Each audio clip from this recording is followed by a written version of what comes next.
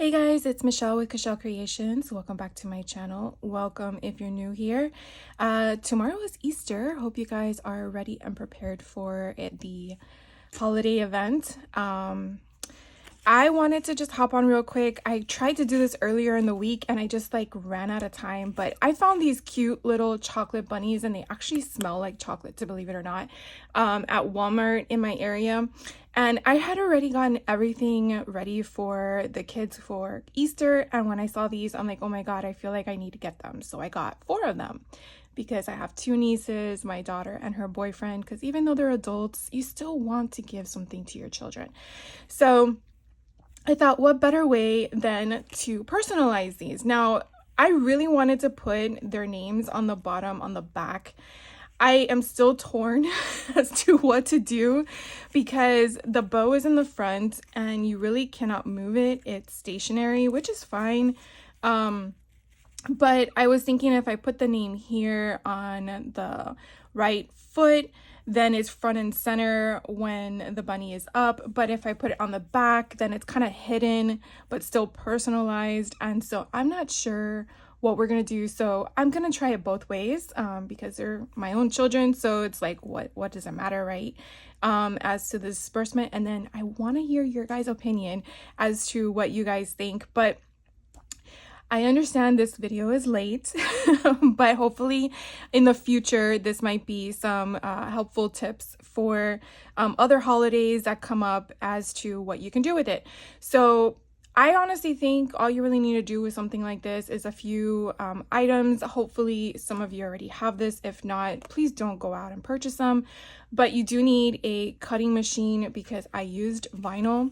So I have a Cricut Maker, the original one. I still haven't unboxed the one I just purchased a couple weeks ago, but I basically am just using heat transfer vinyl, and then I chose an image for the font, which I will express to you what I did with the font style if you want the same font. I think I got it from Creative Fabrica. And then you want to get whatever stuffed animal that has a placement for a image. It could be a monogram. It doesn't have to be the full name. It could be a nickname. It could be whatever you want. It could be a year, just something to personalize it. And of course you can place it wherever you want. I just think down here is kind of cute. It doesn't really take away completely from the cuteness of the bunny. I use a mat only because I feel like it will help protect my surface table, along with, you know, if anything does happen to get hot, then it's not heating up the elements underneath it. And then I also use one of these small ones. It's a Cricut, but I do know there's other brands now out there that have these little tiny mini irons, which I think regardless of whatever craft you use, these are really nice and helpful, whether it's fabric or anything you just want to get that wrinkle out, even for ribbons. And so I usually just heat it up to number 2. So we'll kind of do that while we're going to take that out. And when I mean take it out, I mean weed it. So like I said, I already pre-cut everything, and hopefully this weeding process is not going to be that hard. I just went through my stash and found whatever color I thought would look cute on the chocolate bunny. I wanted something to stand out, but didn't want it to be in your face kind of color. I was hoping for a shiny gold, like that, what is it called? It's like a metallic gold, but I didn't have any in my stash. And like I said, I wasn't going to go out and buy something for a whole roll specific to what I wanted to do. So I went through whatever I currently had. And I found this pretty, I guess like a tan color. So I'm just basically carefully weeding everything out. Depending on your type of vinyl that you use, sometimes it is harder than others. It could also be your blade or the pressure that you use to cut. And then you also want to make sure that your vinyl is not too old. I had a lot of vinyl from years from when I started, and I decided, you know what, I just got to throw it all away. It pains me to do that because I feel like it's wasteful. But if it's not going to do its job of its intended purpose, then technically it's not something you can even use. So it is what it is, and therefore I just know next time not to buy so much. But sometimes it's hard when you don't have all of the projects lined up for the colors that you have, right? So I'm again just going through here and taking out all of the insides of the letters and hoping I don't take anything else with it. And we have one more left. So I have 4 names here. I will probably just do 2 on camera, and then when I am done with the other 2, then I'll show you all of them. But this is pretty much my names. And so what I do in regards to sizing is I take a ruler and I basically look at the area that I want to have the name go onto, and I try to figure out the sizing. So for example, I wanted the area to go here.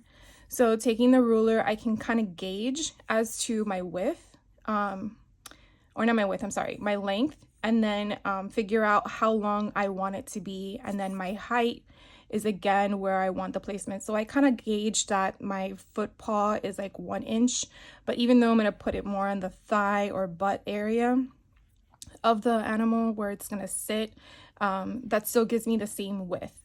So then when you're working with the font, as we all know, not every font is created equal in regards to sizing, because the name can dictate, the length of the name can dictate how long and wide you can go.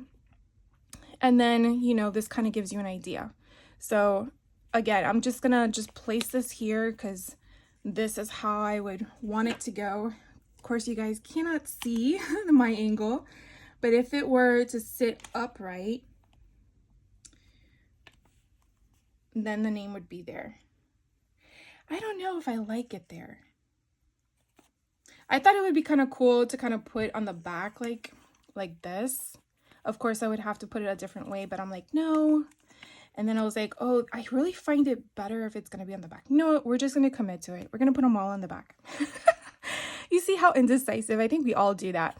One thing I do want to share with you, I'm going to take a lint roller. Yes, it's a furry stuffed animal, but sometimes there's additional lint on here that can be removed, and I rather it come off now than it kind of pick apart on my my thing. So my vinyl. So I'm going to figure out where I want to place this. So I think right there looks good. Remember, it is material that's going to shift. So we're just going to see if we're going to keep that right there.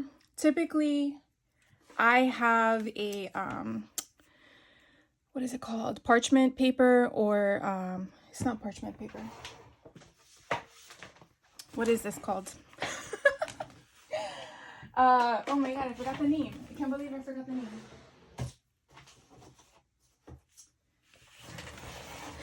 I can't remember the damn name. All right, so it's this, whatever this is. It's Teflon. There we go. It's too early in the morning, guys. I'm so sorry. So I'm gonna just put a little bit of a portion of my Teflon sheet on here. It's usually what I use for my shirts, but I'm just gonna do that because I don't want the heat to go directly on top of the transfer tape. Why? I don't know. It's just something I learned in the very beginning. Does it matter? I don't think so. But I'm basically moving the heat from side to side. These little mini presses are not designed to hold and stationary it. It's more designed to disperse the heat. So again, I am just moving it, making sure it's getting the top, the bottom of everything on here. And you really just need to do it for a few seconds. And so you want to make sure you put that little thing back on the heat press. It is going to be a little hot.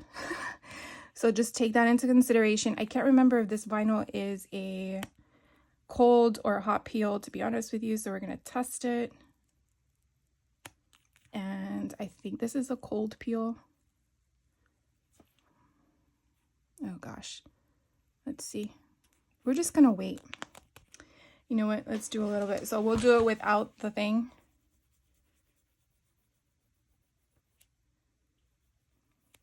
All right, I'm going to let it sit and I will be right back once it's cold, okay?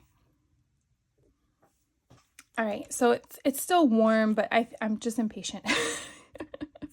So I'm gonna go ahead and I think I'm just gonna rip it and see what happens. Okay, so I had to just commit to it, but I think it came out super cute, but I kind of want to see if I can get rid of those lines. So what I'm gonna do, and then this little mark all the way around it, is I'm gonna take this again and I'm going to kind of like make sure it kind of smooths it out with the heat, but very carefully. Because you see, it's gonna reheat it and I don't want that. So I want to just use that Teflon sheet just to kind of do that. And then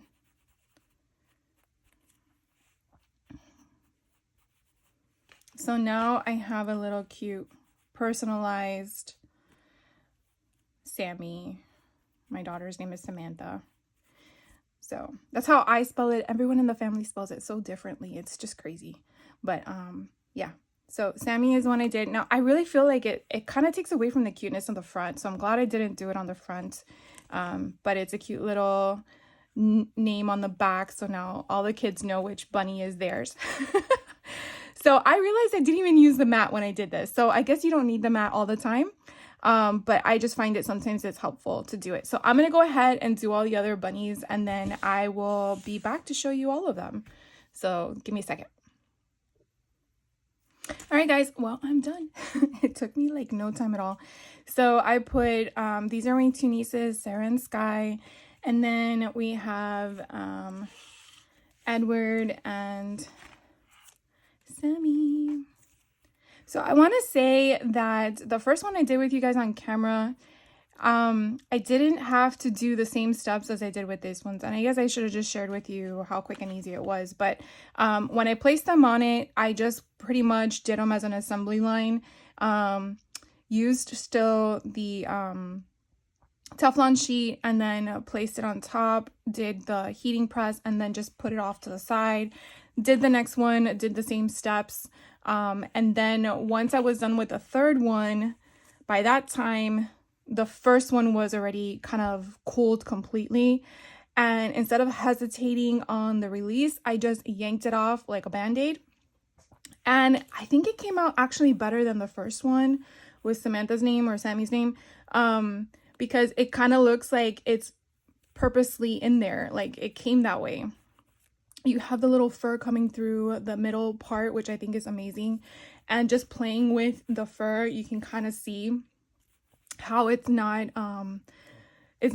you know, showing that little box kind of concept. So I really think putting them in the back is perfectly done, because having it on the front kind of takes away from the cuteness, like I said before, and the back just shows the personality of who it belongs to. So again, hope you guys have a great Easter day with your family and friends, and I will see you next week with another video. So again, sorry for the late one on this one. It's just a quick and easy project, and I guess you still have time to work on this later today if you're wanting to, or you're not sure what to do. Something like this personable is kind of cute, and I know the kids love it. So have a great day, and I will catch you on the next video. Take care.